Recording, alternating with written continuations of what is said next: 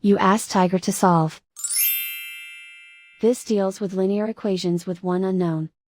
The final result is x equals -15. Let's solve it step by step. Simplify the expression. Simplify the arithmetic.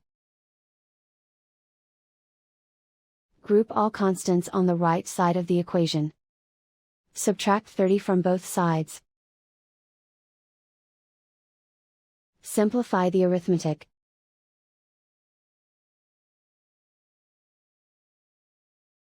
Isolate the x. Divide both sides by 2. Simplify the fraction. Find the greatest common factor of the numerator and denominator.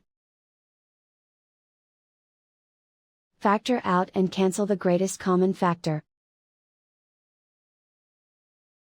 And so the final result is x equals -15.